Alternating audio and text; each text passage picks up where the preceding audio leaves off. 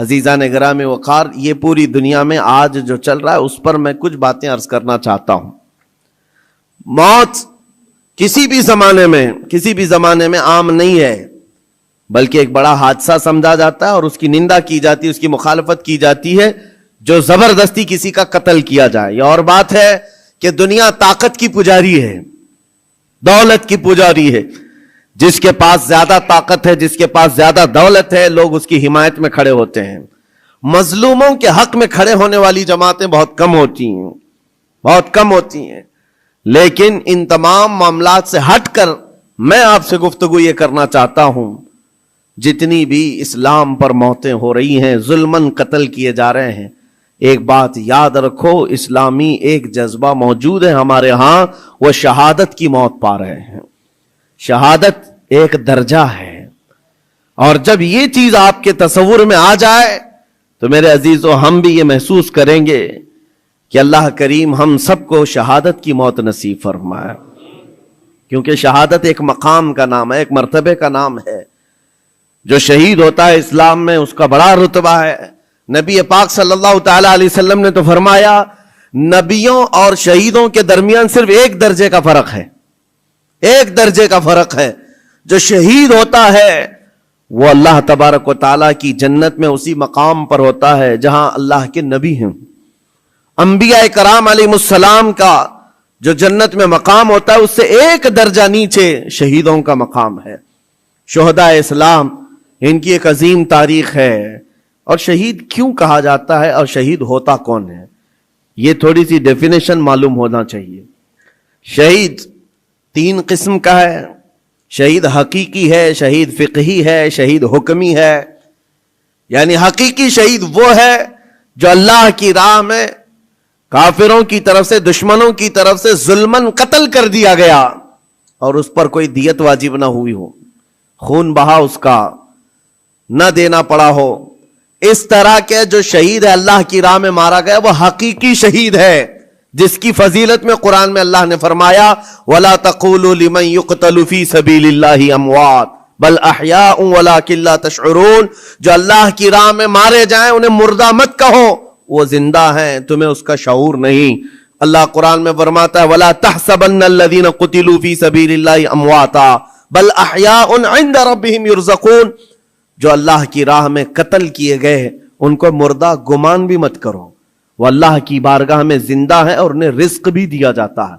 یہ شہیدوں کے متعلق قرآن کی صاف دو آیتیں موجود ہیں، یہ شہید حقیقی کے بارے میں۔ ویسے شہید حکمی بھی ہے، 7 قسم کے الگ الگ ہیں۔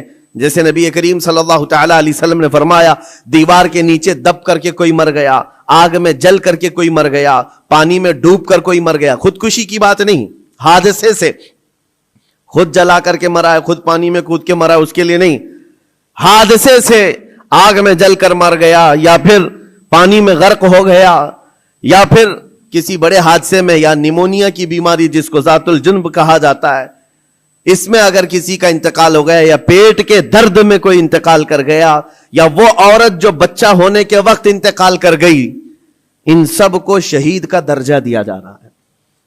یہ شہید حکمی ہے، یعنی حقیقی شہید کا مقام ایک الگ ہے، لیکن ان کو حکمن شہید کہا جاتا ہے اسلامی اعتبار سے۔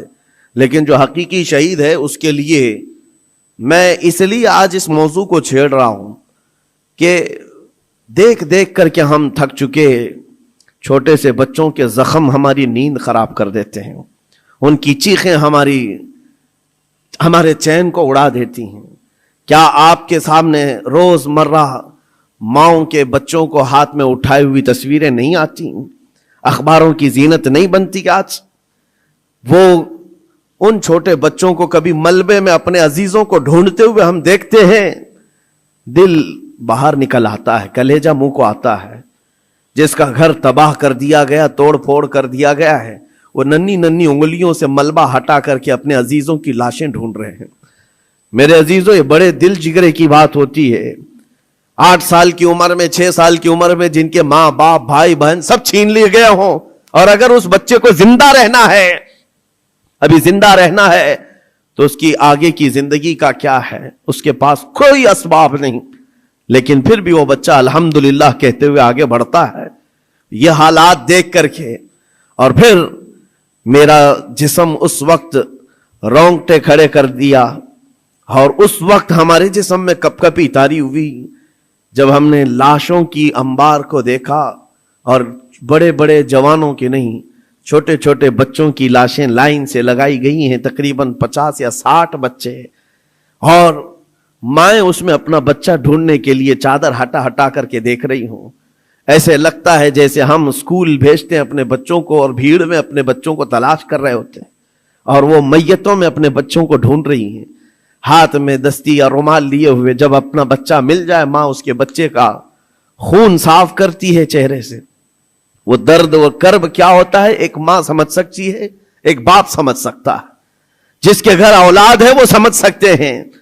لیکن یہ درد جو بچوں کا دیکھا ہم نے، کسی کا ہاتھ کٹا، کسی کا پیٹ پھٹا، کسی کا سر پھٹا، لیکن ان تمام چیزوں کو دیکھ کر جب رونگٹے کھڑے ہوتے، پھر میں نے پڑھنا شروع کیا۔ اس بات پر آ کر کے پھر دل مطمئن ہوا۔ میرے نبی پاک صلی اللہ علیہ وسلم نے فرمایا، جو اللہ کی راہ میں شہید ہوتا ہے، تم کیا سمجھتے ہو اس کو درد بہت زیادہ دیا جاتا ہے؟ اس کو جب قتل کرتے ہیں ظالم اور کافر، اس کو جس طرح سے مارا جاتا ہے، ٹکڑوں میں بدل دیا جاتا ہے، تمہیں کیا لگتا ہے بہت تکلیفیں ہوتی ہیں؟ میرے آقا صلی اللہ علیہ وسلم فرماتے ہیں، شہید کو اتنی تکلیف بھی نہیں ہوتی جتنا تمہیں چونٹی کاٹنے سے ہوتی ہے، اس کو اتنا درد بھی نہیں دیا جاتا۔ وہ اللہ رب العزت کی بارگاہ میں مامون ہے، اسے دنیا کے درد سے آزاد کر دیا جاتا ہے۔ چونٹی کاٹنے پر جو تکلیف ہوتی ہے زندوں کو، میرے آقا فرماتے ہیں اتنی تکلیف بھی شہید کو نہیں دی جاتی اس کے مرنے کے وقت، اس کی موت کے وقت، کیونکہ وہ اللہ کریم کے وعدے پر اتر آیا ہے۔ میں نے قرآن کی آیت جو پڑھی سب سے پہلے، رب تعالیٰ فرماتا ہے ان اللہ اشتری من المؤمنین انفسهم واموالهم بان لهم الجنہ۔ اللہ تعالیٰ نے بندوں کے ساتھ ایک سودا فرمایا، ایک سودا کیا۔ کیا ہے؟ رب فرماتا ہے اللہ نے مومنوں سے ان کی جان اور ان کے مال کے بدلے انہیں جنت بیچ دیا، یعنی خریدار ہیں یہ شہید، اللہ رب العزت کی جنت کے خریدار ہیں، لیکن بدلے میں قیمت انہوں نے کیا دی ہے؟ اپنی جان دی ہے۔ اللہ کریم کی بارگاہ میں اپنی جان پیش کر کے اس وعدے کو حاصل کیا ہے۔ یقیناً میرے عزیزو، رب تبارک و تعالیٰ کے وعدے کو حاصل کرنے والی یہ جماعت شہیدوں کی، یہ عام لوگوں میں نہیں ہوتی، عام انسانوں میں نہیں ہے۔ یہ مقام کا اس کی عظمت جسے پتہ چل جائے، اس کے دل سے خوف خطر ختم ہو جائے۔ میرے آقا صلی اللہ تعالیٰ علیہ وسلم فرماتے ہیں جنت میں سب چلے جائیں گے، جو جنتی ہوں گے قیامت کے دن، جن ایمان والوں کو جنت میں جانے کی بشارت ہوگی وہ جنت میں جا چکے ہوں گے، اور کوئی جنتی مومن ہرگز یہ نہیں چاہے گا کہ جنت سے باہر نکل کر کے آئے، کوئی نہیں چاہے گا، مگر میرے آقا فرماتے ہیں صرف شہید ایک ایسا ہوگا، شہید صرف ایسا ہوگا جو اللہ کریم کی بارگاہ میں یہ عرض کرے گا، مولا پوچھے گا اے شہید تجھے اور کسی نعمت کی ضرورت ہے جنت میں؟ وہ کہے گا کہ مولا بس ایک ہی خواہش ہے، دنیا میں تو پھر بھیج، پھر تیرے نام پر قتل ہو کر کے آؤں، پھر تیرے نام پر مر کر کے آؤں، پھر مجھے دنیا میں بھیج، پھر تیرے نام پر مر کر کے آؤں، اس لیے کہ شہادت میں جو لطف ہے وہ مجھے یہاں نہیں ملتا۔ عزیزان گرامی، یہ صرف شہید کے بارے میں میرے آقا صلی اللہ علیہ وسلم نے فرمایا، اور یہ فضیلت بیان کر کے خود میرے آقا فرماتے ہیں، حضرت ابو ہریرہ رضی اللہ تعالیٰ عنہ سے روایت ہے، بخاری شریف کی حدیث سے فرماتے میرے آقا میری خواہش ہے کہ اللہ کی راہ میں میں قتل کیا جاؤں، پھر زندہ کیا جاؤں، پھر قتل کیا جاؤں، پھر زندہ کیا جاؤں، پھر قتل ہوں، پھر زندہ ہو جاؤں، اور اسی میں اللہ کی رضا حاصل کر لوں۔ یہ میرے آقا صلی اللہ علیہ وسلم فرماتے ہیں۔ عزیزان گرامی وقار، جو شہید ہو چکے اللہ کی بارگاہ میں ہیں، وہ نعمتوں میں ہیں، وہ زندے ہیں، بلکہ ہم سب سے بہتر ہیں۔ ان کے مقام کو پوری دنیا والے ابھی مل کر نہیں پہنچ سکتے۔ اللہ کریم نے ان کو جو شہادت کا انعام عطا کیا ہے، میں آپ کو بتاتا ہوں، صحابہ کرام رضوان اللہ تعالیٰ علیہ مجمعین کی دو مثالیں، کیا جذبہ تھا ان کے اندر۔ جب میرے آقا صلی اللہ تعالیٰ علیہ وسلم احد کے میدان کی طرف روانہ ہو رہے تھے، تو ایک صحابی عمرو بن جموح رضی اللہ تعالیٰ عنہ، جن کے 4 بیٹے حضور کے ساتھ جا رہے ہیں جنگ میں، 4 बेटे जा रहे हैं, किसी का 1 बेटा घर से निकले बड़ी बात है, 4 बेटे जा रहे हैं, और नबी पाक सल्लल्लाहु ताला अलैहि वसल्लम सफ़े दुरुस्त फरमा रहे हैं। और ये सहाबी हजरत आमर बिन जमूह बूढ़े थे और लंगड़े भी थे, पैर में उज्र था। हुजूर पाक सल्लल्लाहु ताला अलैहि वसल्लम की बारगाह में आए, कहा या रसूल अल्लाह, मेरी ख्वाहिश है मैं भी आपके साथ हाजिर हो जाऊं, बच्चे मुझे जाने नहीं देना चाहते हैं। चारों बेटों ने जबरदस्ती बाप को घर में बिठाया था, अब आप नहीं जाएंगे, हम जाएंगे रसूलुल्लाह के साथ। और बाप इस बात पर लड़ाई कर रहे हैं बेटों से, नहीं मैं भी जाऊंगा। हुजूर पाक सल्लल्लाहु ताला अलैहि वसल्लम के पास आकर ऐसे दर्द भरे अंदाज में उन्होंने कहा था, मेरे आका सल्लल्लाहु अलैहि वसल्लम ने इनकार नहीं फरमाया, कहा कि ठीक है आप भी चलें।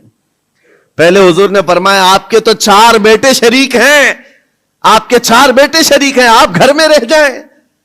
हुजूर पाक सल्लल्लाहु अलैहि वसल्लम ने जब ये फरमाया तो वो क्या कहने लगे, आवाज निकाल कर रोने लगे, कहा तुफ है मेरे बुढ़ापे को, मेरे बुढ़ापे ने मुझे नबी से दूर कर दिया, जवान होता मेरे बेटों की तरह तो मैं भी जाता। हुजूर पाक ने फरमाया नहीं आप भी जा सकते हैं। लंगड़ा पैर था, हुजूर ने फरमाया कैसे चलोगे, दिक्कत होगी, तकलीफ होगी। वो सहाबी कहते हैं या रसूल अल्लाह सल्लल्लाहु अलैहि वसल्लम, मैं ये चाहता हूं जिस तरह लंगड़ लंगड़ करके मैं यहां चलता हूं ऐसी लंगड़ लंगड़ करके जन्नत पहुंच जाऊं, क्या ये मुमकिन है? हुजूर पाक ने उनके जज्बे को देखा, फरमाया आप चले। घर आए, अपने अहले खाना से कहा जल्दी जल्दी तैयारियां करो, मैं भी जा रहा हूं। खुशी की इंतहा नहीं। जब जाने का वक्त था दरवाजे पर उनकी अहलिया आई और उनको ऐसे ही तफरीह के तौर पर कहा, दिल लुभाने के लिए कुछ बातें की जाती हैं। बीवी ने ऐसे ही कहा, अमर बिन जमूह तुम तो जा रहे हो, मुझे लगता है तुम भाग करके आ जाओगे, मैदान जिहाद में जा रहे हो, जंग के मैदान में जा रहे हो और सख्त होता है मैदान, भाग के आ जाओगे। बीवी का ये सिर्फ ताना सुना तो गरज करके कहने लगे सुनो खबरदार, और अल्लाह की बारगाह में हाथ उठाया, अल्लाहुम्मा अर्ज़ुक़नी शहादतन फी सबीलिक वला तरुद्दनी इला अहली खाइबन, या अल्लाह तू अपने रास्ते में मुझे शहादत दे दे और कभी भी जिंदगी में मुझे मेरे घर वापस मत लौटा, घर वापस मत लौटा। हम तो घर से निकलते हुए घर वापस आने की सलामती की दुआएं करके निकलते हैं, अल्लाह सही सलामत लौटा है और वो जज्बा अलग है। नबी पाक सल्लल्लाहु अलैहि वसल्लम के साथ जाते हुए कह रहे हैं वापस ना लौटा। गए जंग में शरीक हो गए और वो जंग बड़ी सख्त थी। उहद की जंग तो आपको मैंने कई मर्तबा जिक्र किया है, बहुत सख्त इम्तिहान था सहाबा का, जहां 70 सहाबा शहीद हुए हैं, उसमें हजरत आमर बिन जमूह भी शहीद हो गए। ये बूढ़े सहाबी शहीद हो गए। नबी पाक सल्लल्लाहु ताला अलैहि वसल्लम ने फिर उसके बाद शाम को जब लाशें उठाने की बारी आई, इनकी अहलिया घर से आई और मैदान जंग से लाशें जब उठाई जा रही थी, आमर बिन जमूह की लाश को उठाया, घोड़े पर रखा, सवारी पर अपने घर की तरफ लौटी। सवारी ना इधर जाती ना उधर जाती, कहीं नहीं, बार बार घोड़े को चाबुक लगाकर दौड़ाया जाता है लेकिन घोड़ा जाता ही नहीं है। वो तंग आ गई, मजबूर हो गई, कहा क्या है, लाश इतनी भारी हो गई, वजन हो गई, क्या है ये? नबी पाक सल्लल्लाहु अलैहि वसल्लम की बारगाह में आकर के उनकी अहलिया ने कहा आका सब अपनी लाशें ले जा रहे हैं, मैं भी इनकी लाश अपने घर ले जाकर इनको थोड़ी देर के लिए रखना चाहती हूं, लेकिन सवारी है कि आती नहीं आगे।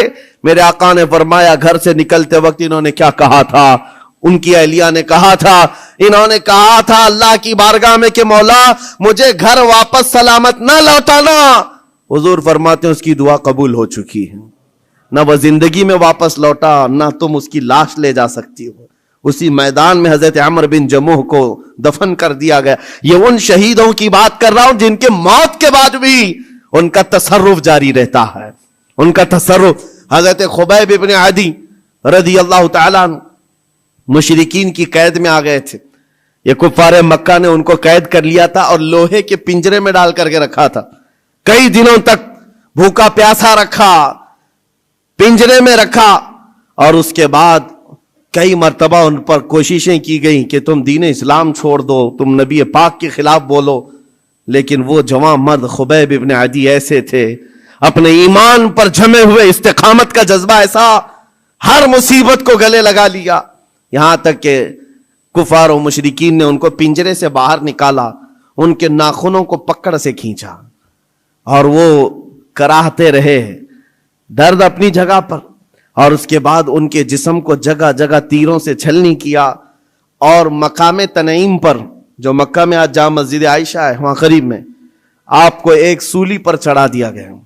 हजरत खुबैब इब्न अदी को एक खंबे पर बांध करके सूली दे दी गई और लाश को लटका कर रखा, और ऐसी ही लाश लटकती रही। यही खुबैब इब्न अदी है जिनको सूली पर चढ़ने से पहले काफिरों ने पूछा था, क्या ये अच्छा होता खुबैब तुम्हारी जगह मोहम्मद होते और तुम आराम कर रहे होते।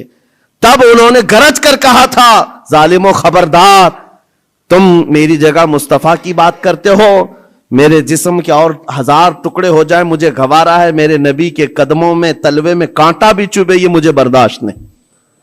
उनका जज्बा था इस्तिकामत। जब सूली पर चढ़ा दिया गया तो एक बात मैं अर्ज कर रहा हूं, शहीदों की जिंदगी क्या होती है। मार दिए गए, कत्ल कर दिए गए, लेकिन इन जालिमों ने सूली से नीचे नहीं उतारा। पूरे मक्का वालों को तमाशा दिखाने के लिए रखा। 1 दिन, 2 दिन, 4 दिन, 6 दिन, 8 दिन, 10 दिन, लाश वैसी की वैसी लटकती रही हजरत खुबैब इब्न अदी की, यहां तक के महीना गुजर गया, लाश को उन्होंने नहीं निकाला।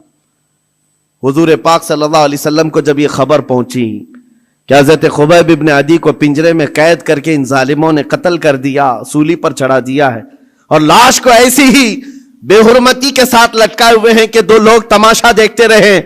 40वां दिन गुजरने को आ गया था। हुजूर पाक सल्लल्लाहु अलैहि वसल्लम ने अपने सहाबा से फरमाया, है कोई मेरे सहाबा में से जो खुबैब इब्न अदी की लाश को उतार करके मदीने ले आए, उनकी लाश को उतार करके इज्जत और एहतराम का मामला करे। जबकि 40 घुड़सवार दिन रात पहरेदारी कर रहे थे उस लाश के पास। कुफार मक्का, मुशरिकीन मक्का के 40 लोग उस लाश के इर्द गिर्द पहरा दे रहे थे। हजरत खुबैब इब्न अदी की लाश को उतारने नहीं दिया जाता था, कोई करीब आ ही नहीं सकता था। जब सहाबा कराम को हुजूर ने यह बात कही, क्या जिगर था। 2 सहाबा खड़े हुए, हजरत जुबैर बिन अवाम, हजरत मिक़दाद बिन असवद रज़ी अल्लाह तआला अन्हुमा, कहते हैं आका आप इजाजत दें, हम दोनों जा रहे हैं। 40 लोग पहरेदारी में हैं और 2 जाने को तैयार हैं। जहां ईमान होता है वहां तादाद देखी ही नहीं जाती।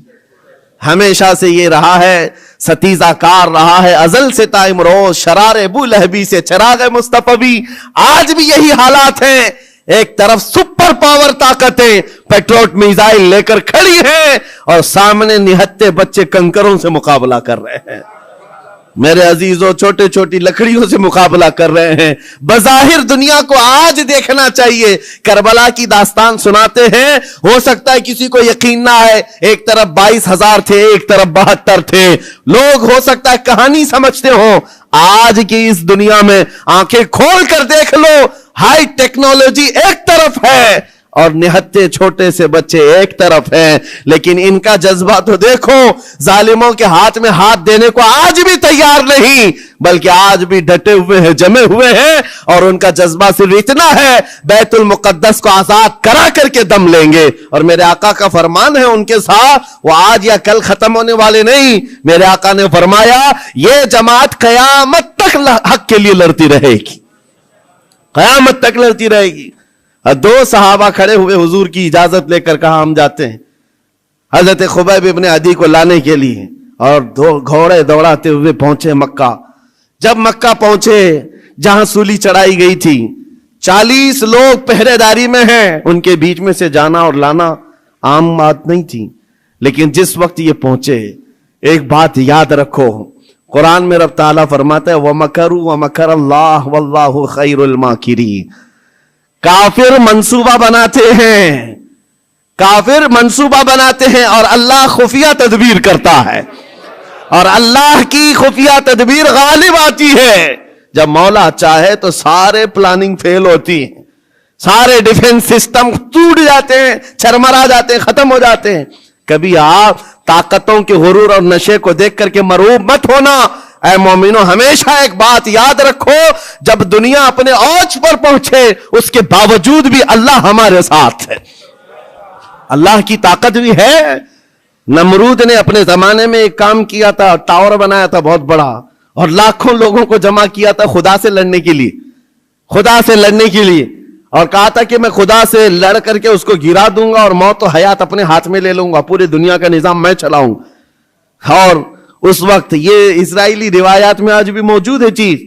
اللہ تبارک تعالیٰ نے اپنے فرشتوں میں سے ایک فرشتے کو بھیجا، کروڑوں اربوں فرشتے ہیں اللہ کے، ایک فرشتے کو بھیجا کہ جاؤ دیکھو دنیا میں کیا معاملہ ہے، میرا ایک بندہ مجھ سے لڑنے کے لیے تیاریاں کر رہا ہے.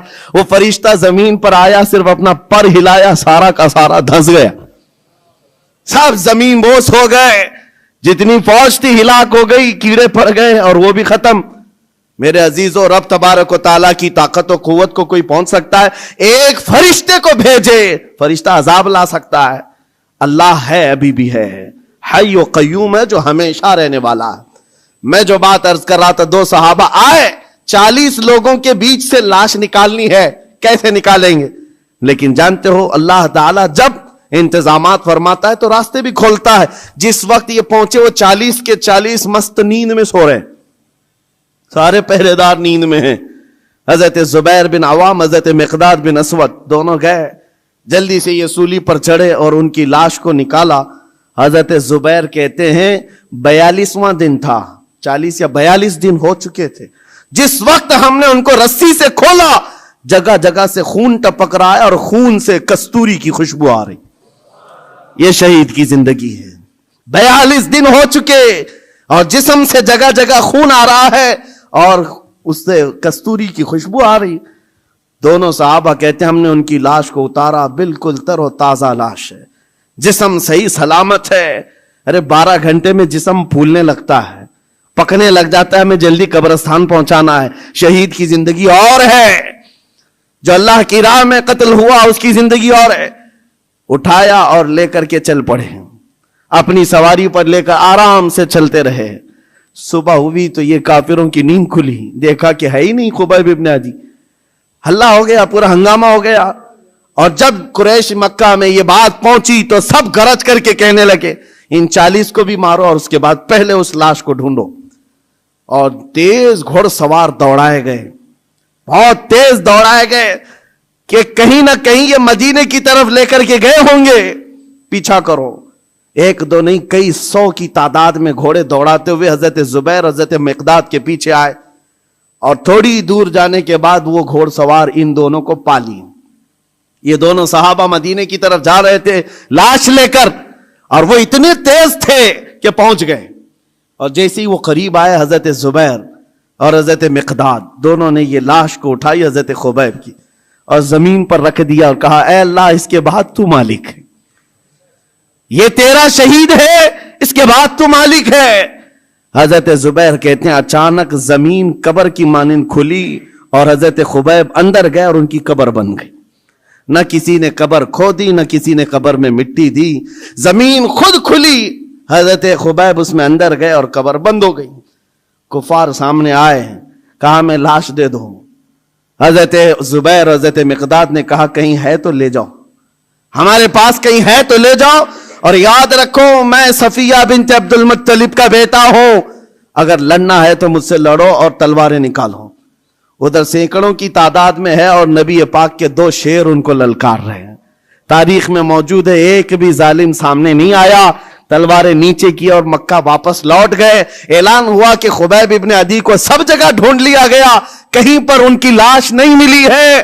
یہ دونوں صحابہ حضور کی بارگاہ میں آئے، عرض کیا آقا یہ ماجرا ہوا ہے. میرے آقا نے کہا وہ بلیع الارض ہے، زمین کا لقمہ ہے، زمین نے ان کو اپنی گود میں چھپایا ہوا ہے، اور یہ شہیدوں کی زندگی ہے. زمین تو زمین ہے، آسمان بھی خواہش کر رہا تھا کہ خبیب میرے پاس آ جائے.